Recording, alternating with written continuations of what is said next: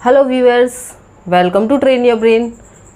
और जैसा कि आप जानते हैं, इस क्लास में हम करते हैं पॉलिटी, यानी कि भारतीय राज्य व्यवस्था हमारी जो है पॉलिटी, उसको इस क्लास में हम कवर कर रहे हैं। लास्ट क्लासेस में हमने प्रस्तावना प्रीएम्बल को कंप्लीट किया और इसके भाग 1 को कंप्लीट किया। इसके सारे पार्ट्स को समझा था हमने। संविधान में कितने भाग हैं, हमारे कॉन्स्टिट्यूशन में 22 भाग हैं, उन सब को हमने अच्छे से देखा। और उसके बाद हमने भाग 1 के जो आर्टिकल आते हैं उनको सबको अच्छे से डिस्कस किया। जिसने क्लास नहीं देखी है वो देख सकते हैं। और आज की क्लास में हम समझने वाले हैं संविधान का भाग 2। भाग 2 में आती है सिटीजनशिप, नागरिकता। नागरिकता क्या होती है, इस क्लास से आप अच्छे से समझ जाएंगे। नागरिकता के क्या क्या आर्टिकल हैं और उन आर्टिकल के बारे में क्या क्या दिया गया है, वो सब कुछ आप इस क्लास से अच्छे से समझ जाएंगे। उसको हम अच्छे से डिस्कस करने वाले हैं, तो पूरी क्लास के लास्ट तक बने रहेंगे।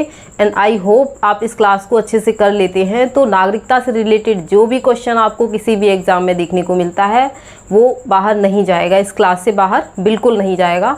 तो विश्वास बनाए रखिए और अच्छे से इस क्लास को समझिए। चलिए स्टार्ट करते हैं। क्या होती है सिटीजनशिप, नागरिकता क्या होती है।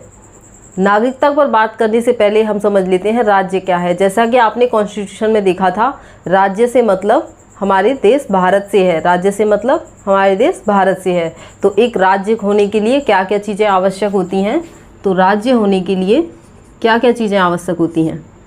राज्य होने के लिए उसमें एक भू क्षेत्र होना चाहिए, जनसंख्या होनी चाहिए, वहाँ पर भू क्षेत्र होना चाहिए, भू क्षेत्र, वहाँ जनसंख्या होनी चाहिए,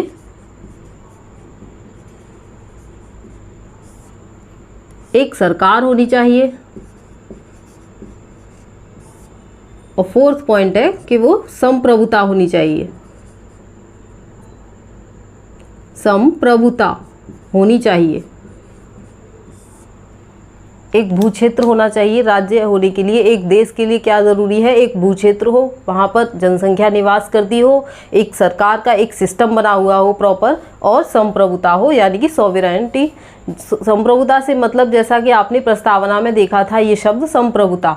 संप्रभुता से मतलब होता है एक ऐसा देश जिस पर किसी और का शासन नहीं चलता, किसी और का डोमिनियन नहीं होता, उसका खुद का शासन होते हैं, उसके खुद के नियम होते हैं, उसके खुद के बनाए हुए नियम ही देश में चलते हैं, किसी और का उस पर शासन नहीं होता। तो वो होता है संप्रभुता। अपने नियम सारे खुद बनाएगा, उसकी खुद की शक्तियाँ उसके यहाँ काम करती हैं, तो वो होता है संप्रभुता। तो एक राज्य होने के लिए ये चारों इंपॉर्टेंट तत्व होते हैं। भू क्षेत्र होना चाहिए, जनसंख्या, सरकार, और एक संप्रभुता वाला होना चाहिए। तो उससे मिलकर पूरा क्या बनता है, एक राज्य बनता है। अब उस राज्य में जो रहने वाला नागरिक होता है उसके बारे में हम नागरिक क्या होता है, नागरिक की परिभाषा दी है T.H. मार्शल ने। T.H. Martial, T.H. मार्शल ने कहा है नागरिक एक देश का पूर्ण सदस्य होता है। नागरिक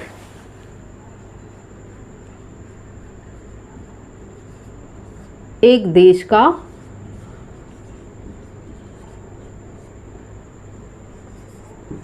पूर्ण सदस्य होता है।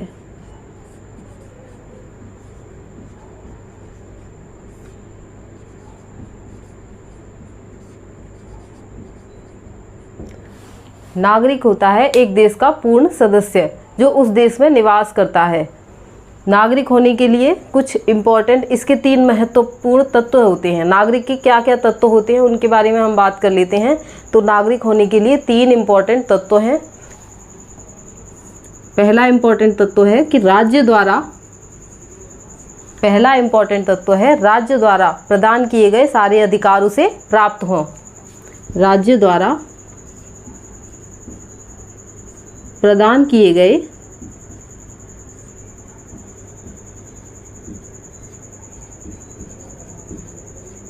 सभी अधिकार उसे प्राप्त हों।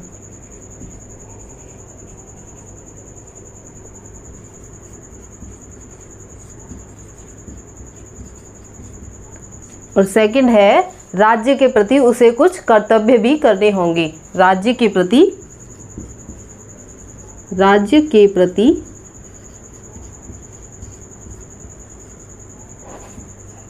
कर्तव्य भी करने होते हैं।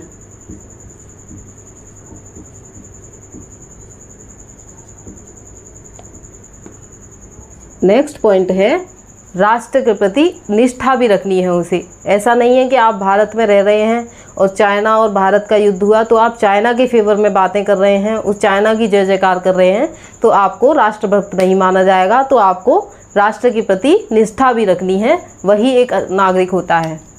राष्ट्र के प्रति, राज्य के प्रति निष्ठा, राज्य के प्रति निष्ठा होना भी बहुत आवश्यक है। तो एक नागरिक होने के लिए क्या क्या इम्पोर्टेंट तत्व हैं इसमें? राज्य द्वारा प्रदान किए गए सभी अधिकार उसे प्राप्त होनी चाहिए और राज्य के प्रति उसे जो कर्तव्य बताए जाएंगे वो भी उसे करने होंगे। नेक्स्ट है कि राज्य के प्रति निष्ठा रखता हो वो, उसके अंदर राष्ट्र के प्रति राष्ट्र प्रेम की भावना हो उसके अंदर। अगर आप देश विरोधी बात करते हैं या देश विरोधी कोई काम करते हैं तो आपकी नागरिकता छीन ली जा सकती है और आप नागरिक नहीं रहेंगे फिर। तो इसी तरह हम आगे समझते हैं नागरिकता। नागरिकता क्या होती है? नागरिकता एक राज्य और व्यक्ति के बीच में एक संबंध होता है। नागरिकता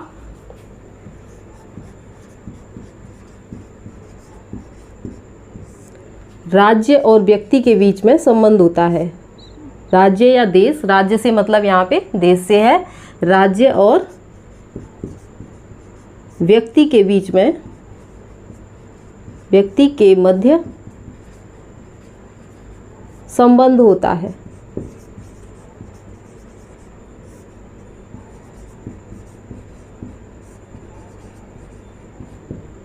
नागरिकता व्यक्ति और राज्य के मध्य संबंध होता है।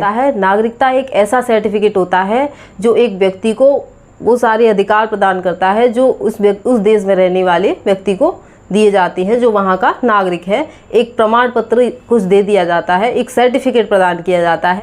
नागरिक एक ऐसा व्यक्ति होता है जिससे देश में प्राप्त होने वाले सभी अधिकार प्राप्त होंगे।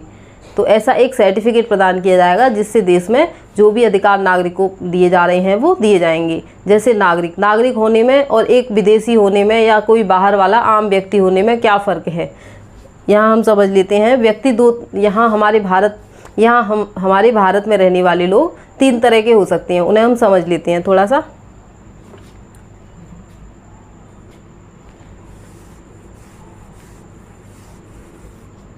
अभी हमने देखा था कि राज्य के लिए हमने 4 इंपॉर्टेंट तत्व देखे थे। भू क्षेत्र होना चाहिए, जनसंख्या होनी चाहिए और वहाँ एक सरकार काम करती हो और बाकी एक संप्रभुता भी होनी चाहिए वहाँ पे। और आज अब हम बात कर रहे हैं जनसंख्या के बारे में। तो जनसंख्या में क्या आती है, यहाँ भारत देश की जनसंख्या में कौन कौन लोग आते हैं? तो भारत देश की जनसंख्या में 3 तरह के लोग आते हैं। तो कौन कौन से होंगे वो समझ लीजिए। जैसे एक पीपल है, ये हमने लिखा कॉमन पीपल। नेक्स्ट लिखा सिटीजन,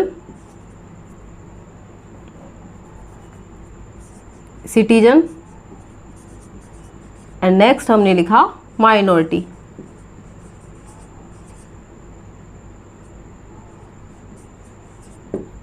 पीपल मतलब कोई भी व्यक्ति जो बाहर से आया है या भ्रमण के लिए आया है या हमारे यहाँ कुछ उद्योग धंधा करने आया है विदेश से, मतलब यहाँ का मूल निवासी नहीं है लेकिन वो यहाँ पे अभी प्रेजेंट में है, तो वो आ जाएगा नॉर्मल पीपल में। और सिटीजन यानी कि हम लोग जो यहाँ के निवासी हैं, जैसे आप लोग यहाँ रहते हैं, आपको भी नागरिकता मिली हुई है, यहाँ जो मूल यहीं का है उनका मूल नागरिक हैं यहाँ के, वो आ जाएंगे इसमें सिटीजन में। नेक्स्ट है हमारा माइनॉरिटी में वो लोग आते हैं। माइनॉरिटी का मतलब होता है अल्पसंख्यक वो जो मात्रा में कम है, जिनकी संख्या कम है। तो ऐसे लोग 2 तरह से हो सकते हैं, एक भाषा के आधार पर हो सकते हैं, दूसरा वो धर्म के आधार पर हो सकते हैं। कुछ लोगों का ऐसा धर्म है जो एक क्षेत्र में जिनकी संख्या कम है, जैसे हमारे भारत देश में मुस्लिम की संख्या कम है, सिखों की संख्या कम है, ऐसे ही क्रिश्चियंस की संख्या कम है। तो जहाँ जहाँ इनकी संख्या कम होगी वहाँ ये माइनॉरिटी में रहेंगे, अल्पसंख्यक में रहेंगे।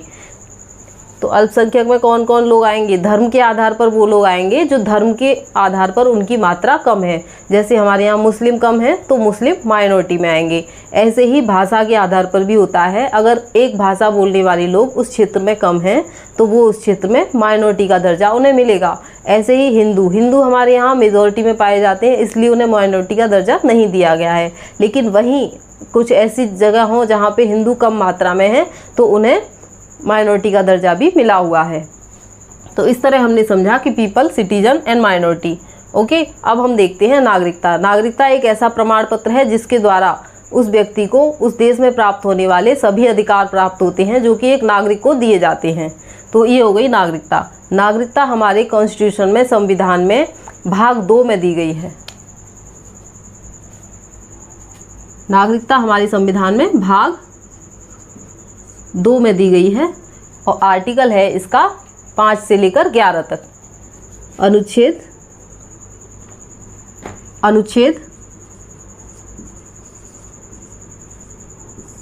5 से लेकर 11 तक।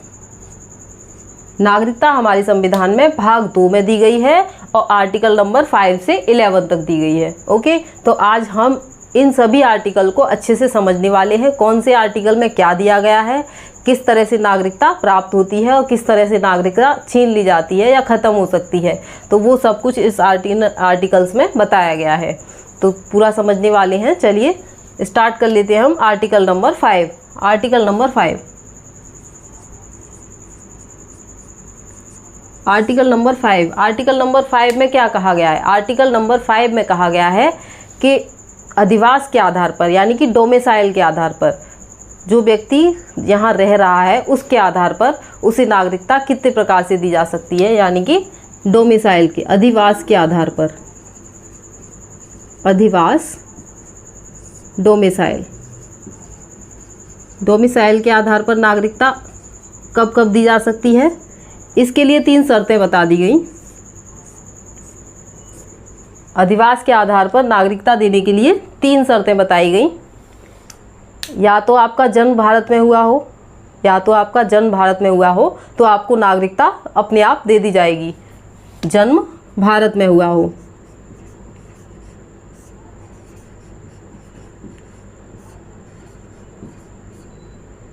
ये जन्म के द्वारा ही आपको नागरिकता मिल जाती है।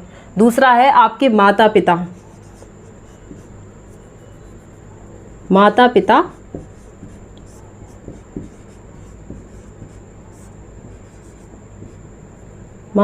में से किसी का जन्म भारत में हुआ हो। ये तो वो लोग हो गए जिनका भारत में जन्म हुआ और जिनके माता पिता का जन्म हुआ। जैसे हम लोग हैं, हम लोग तो अभी काफ़ी टाइम बाद पैदा हुए हैं, लेकिन पुराने टाइम पे हमारे दादा वगैरह जो भी है वो यहीं पैदा हुए थे सब, तो उनको नागरिकता मिली हुई थी। अब हम उनकी संतान हैं तो हमको भी नागरिकता मिल गई। तो ये जन्म के आधार पर नागरिकता होती है। तो ये उस टाइम की बात है जब संविधान लागू होने वाला था। तो संविधान लागू होने के समय की बात ये दिया गया था, आर्टिकल नंबर 5। संविधान लागू होने के समय में जन्म के आधार पर भारत में नागरिकता दी जा रही थी। और दूसरा कि माता पिता के में से किसी का भी जन्म अगर भारत में हुआ है तो उनको भी नागरिकता दे दी जाएगी। इसके अलावा वो लोग भी थे जो उस समय बाहर रह रहे थे या किसी अदर कंट्री में हमारे देश के आंदोलन को चलाने के लिए रह रहे थे, तो उनको भी नागरिकता देनी थी। ऐसा तो नहीं था कि अगर वो बाहर रह रहे हैं तो उनकी नागरिकता ख़त्म कर दी जाए, ऐसा तो नहीं होना चाहिए। इसलिए नागरिकता उन्हें भी देनी थी। तो उनके लिए यहाँ पे एक चीज़ लाई गई, यदि संविधान बनने के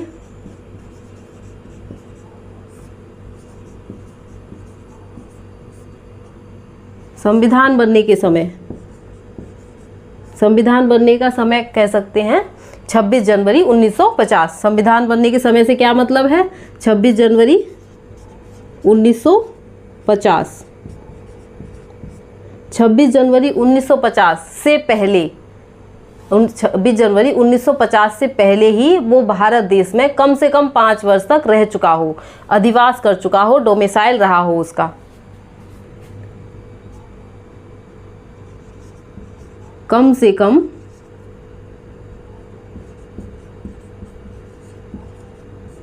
5 वर्ष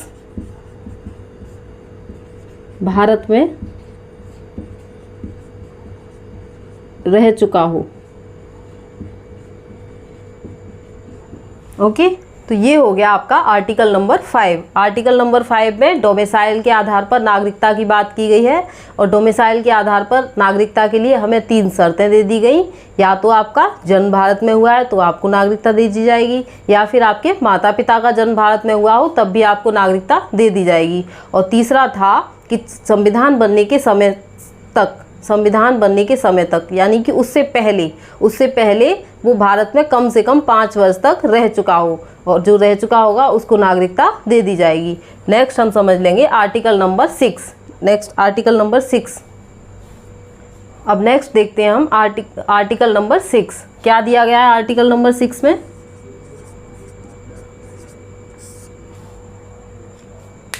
संविधान बनने के समय की बात है। ये जब संविधान बनने का समय मतलब अब आप इस डेट को याद रखेंगे अच्छे से, 26 जनवरी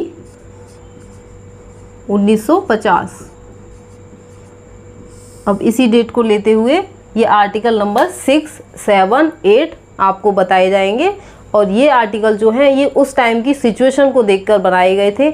अभी प्रेजेंट में इनका कोई महत्व नहीं है, कुछ भी एप्लीकेशन नहीं है, लेकिन ये उस टाइम के लिए इम्पॉर्टेंट थे। उस टाइम की सिचुएशन को हैंडल करने के लिए बनाए गए थे, क्योंकि उस टाइम बहुत से लोग भारत से पाकिस्तान चले गए, पाकिस्तान से भारत आए, तो उन लोगों को नागरिकता देनी थी। तो उनकी नागरिकता के प्रश्न पर ये सब आर्टिकल में डाला गया कि किस तरह से उनकी नागरिकता का क्वेश्चन सॉल्व होगा। सवाल ये थोड़ा कठिन है कि किसको नागरिकता देनी चाहिए, किसको नहीं देनी चाहिए। तो इसीलिए संविधान में ये आर्टिकल नंबर 6, 7, 8 में डाला गया कि नागरिकता किस किस आधार पर दी जाएगी।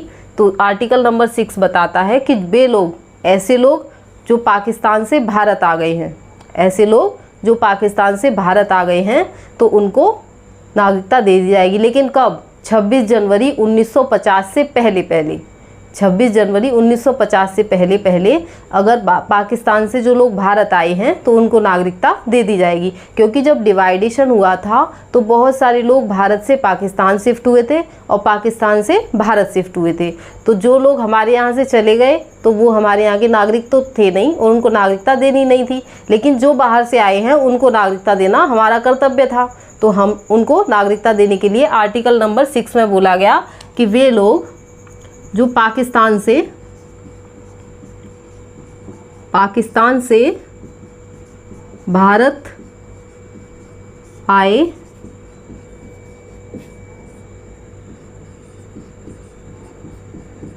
लोगों को नागरिकता,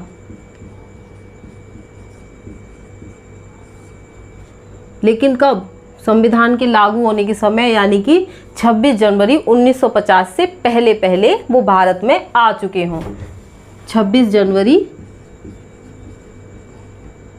1950 से पहले या 1950 तक बोल सकते हैं। 26 जनवरी 1950 तक वो भारत में वापस आ चुके हों तो उन्हें नागरिकता प्रदान कर दी जाएगी। ये है हमारा आर्टिकल नंबर 6। नेक्स्ट था कुछ ऐसे लोग, ये डिवाइडेशन जो हुआ था। नेक्स्ट हमारा जो आर्टिकल नंबर 7 है ये उन लोगों के बारे में है जब हमारा डिवाइडेशन हुआ था तो डिवाइडेशन से पहले ही कुछ लोग भारत से पाकिस्तान चले गए थे। इट मीन्स उन्हें कुछ लगा कि पाकिस्तान में हमारा अच्छा है तो इसलिए वो पाकिस्तान चले गए कि हम वहीं रहेंगे, डिवाइडेशन के टाइम पर जाना ही है तो हम अभी से चले जाते हैं। वो लोग वहाँ चले गए, लेकिन उन्हें जब फील हुआ कि वहाँ अच्छा नहीं है, वहाँ की पॉलिसीज़ अच्छी नहीं है या फिर वहाँ पर मारकाट इस तरह की है कि वहाँ वो सरवाइव नहीं कर पाएंगे, और जब डिवाइडेशन हुआ तो वो पाकिस्तान से भारत वापस आ गए। भारत से पाकिस्तान गए और पाकिस्तान से फिर भारत आ गए। जो पुनः भारत आ गए उनको नागरिकता देने की बात हुई थी, तो ये आर्टिकल नंबर 7 में रखा गया था। आर्टिकल नंबर 7, आर्टिकल नंबर 7 में कहा गया है भारत से पाकिस्तान गए लोग जो 26 जनवरी 1950 से पहले पुनः भारत लौटे, पुनः भारत लौट आए।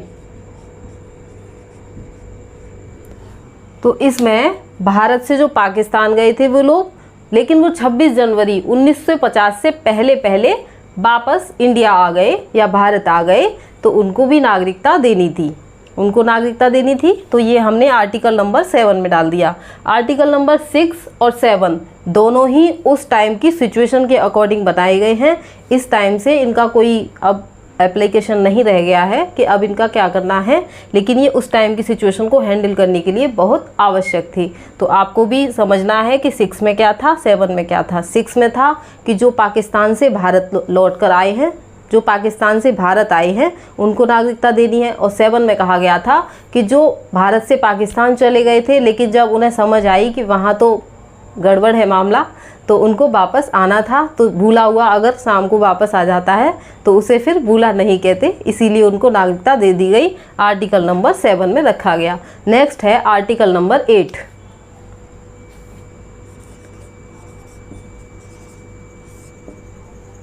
अब भारत से पाकिस्तान आए, पाकिस्तान से भारत आए, इन लोगों को नागरिकता दे दी गई। और आर्टिकल नंबर 8 में बात की गई है विदेशियों की, जो ऐसे लोग थे, कुछ लोग जो भारत के लोग जो बाहर रह रहे थे आंदोलन चलाने के लिए या किसी वजह से, तो उनको नागरिकता देने की बात हुई थी।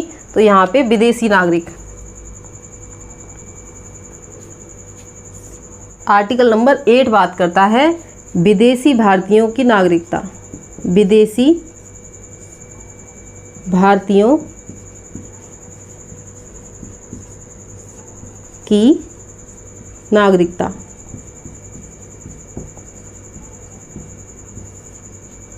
आर्टिकल नंबर 8 बात करता है विदेशी भारतीयों की नागरिकता। विदेशी भारतीयों को नागरिकता के लिए 2 काम जरूरी थे, 2 शर्तें थी कि एक तो वो यहाँ के मूल निवासी हों, भारत के मूल निवासी होने चाहिए, मूल निवासी। दूसरी शर्त थी कि उनको एप्लीकेशन देनी होगी, आवेदन करना होगा, आवेदन। वो भारत के मूल निवासी होने चाहिए और उन्हें आवेदन करना होगा। ये दोनों शर्तें पूरी करते हैं तो विदेशों में जो भारतीय रह रहे हैं उनको भी नागरिकता प्रदान कर दी जाएगी। तो यहाँ आपने देखा आर्टिकल नंबर 6, 7 और 8 तीनों ही आर्टिकल ये उस सिचुएशन को हैंडल करने के लिए बनाए गए थे। तो 6 में था पाकिस्तान से भारत आए लोगों को नागरिकता दे दी जाएगी। 7 में था भारत से पाकिस्तान चले गए हैं लेकिन वो पाकिस्तान से पुनः भारत आ गए हैं 26 जनवरी 1950, यानी कि संविधान बनने के पहले पहले वापस आ गए हैं, तो उनको भी नागरिकता दे दी जाएगी। नेक्स्ट है आर्टिकल नंबर 8। आर्टिकल नंबर 8 में बात की गई है विदेशी भारतीयों को नागरिकता देने की, लेकिन विदेशी भारतीयों के लिए 2 चीज़ें हैं। वो एक तो वो भारत के मूल निवासी होने चाहिए और नेक्स्ट है कि उनको आवेदन भी करना पड़ेगा, तभी उनको नागरिकता दी जाएगी। आगे देख लेते हैं हम आर्टिकल नंबर 9। आर्टिकल नंबर 9 में क्या दिया गया है, नेक्स्ट हम देख लेते हैं आर्टिकल नंबर 9। आर्टिकल नंबर 9, तो अनुच्छेद 9 क्या कहता है? अनुच्छेद 9 बात करता है हमारे यहाँ की नागरिकता समाप्त कैसे हो सकती है, उस बारे में बात करता है आर्टिकल नंबर 9। अच्छा, आर्टिकल नंबर 9 समझने से पहले एक बात और समझ लीजिए कि हमारे भारत में जो है एकल नागरिकता का कॉन्सेप्ट है। कैसी नागरिकता? एकल नागरिकता।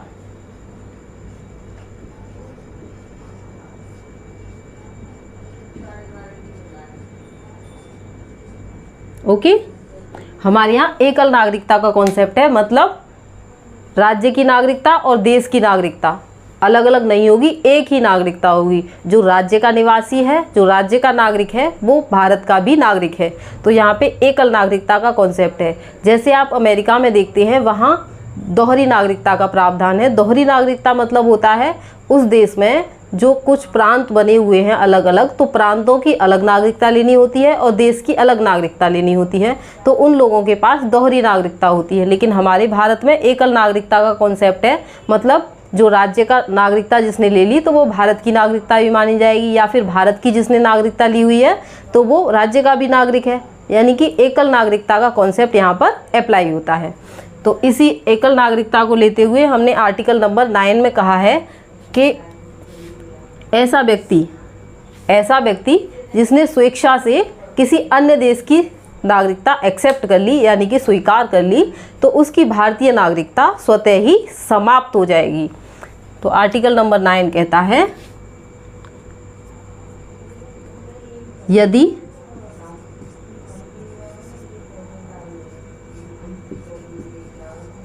किसी अन्य देश की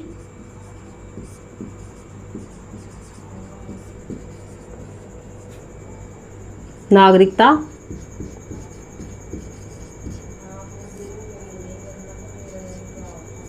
स्वेच्छा से स्वीकार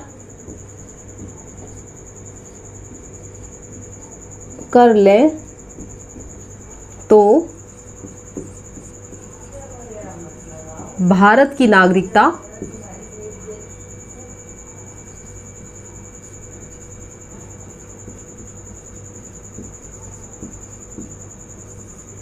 स्वतः समाप्त हो जाती है।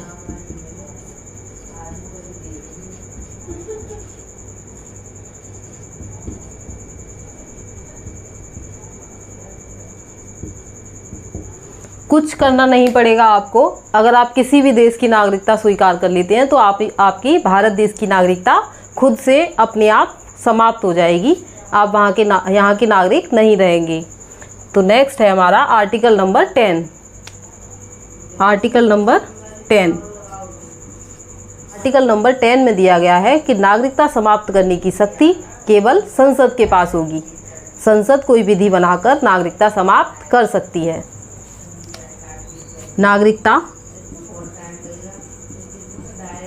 नागरिकता समाप्त करने की कौन कर सकता है? नागरिकता समाप्त करने की शक्ति संसद के पास होगी। समाप्त करने की शक्ति संसद के पास होगी। संसद के पास होगी, ये कहता है हमारा आर्टिकल नंबर 10। तो हमने आर्टिकल नंबर 9 देखा कि यदि कोई किसी अन्य देश की नागरिकता स्वीकार कर लेता है तो उसकी भारत देश की नागरिकता स्वतः समाप्त हो जाती है। तो ये नागरिकता ख़त्म कैसे हो सकती है उसके बारे में था हमारा आर्टिकल नंबर 9। नेक्स्ट है हमारा आर्टिकल नंबर 10 जिसमें कहा गया है कि नागरिकता समाप्त करने की शक्ति किसके पास होगी? तो नागरिकता समाप्त करने की शक्ति संसद के पास होगी। संसद कोई भी कानून विधि बनाकर नागरिकता समाप्त कर सकती है। नेक्स्ट है आर्टिकल नंबर 11। आर्टिकल नंबर 11 कहता है कि संसद के पास ही शक्ति होगी। संसद के पास ही शक्ति होगी कि वो नागरिकता से संबंधित कोई भी कानून बना सकती है। तो नागरिकता से संबंधित कोई भी कानून बनाने की शक्ति किसके पास होगी? किसके पास होगी? संसद के पास होगी। नागरिकता संबंधी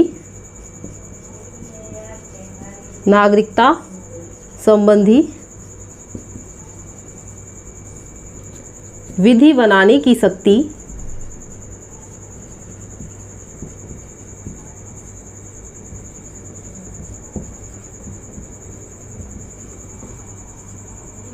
संसद के पास होगी।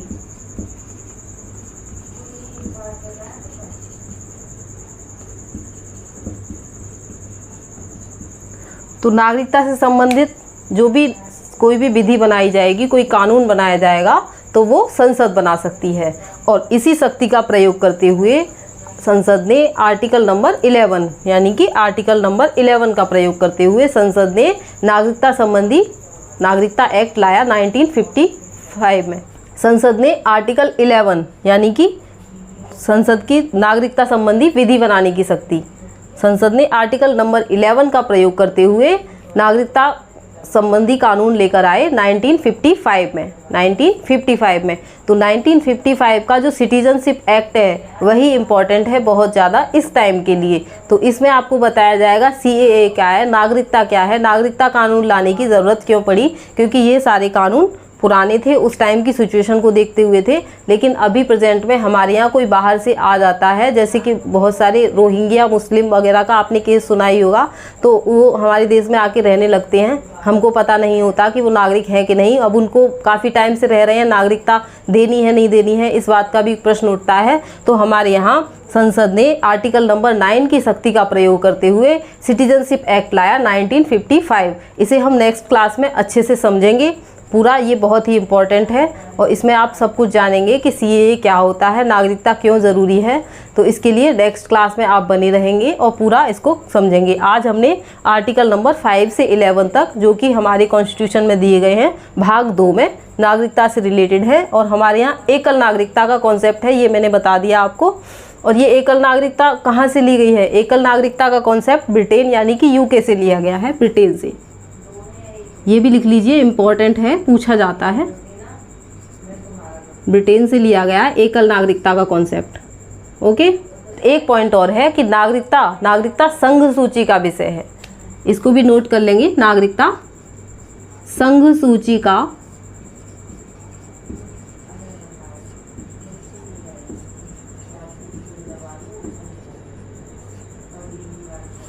ओके, नागरिकता क्या है? संघ सूची का विषय है। मतलब नागरिकता के संबंधित जो भी कानून बनाएगा वो कौन बनाएगा? केंद्र सरकार बनाएगी, केंद्र बनाएगा।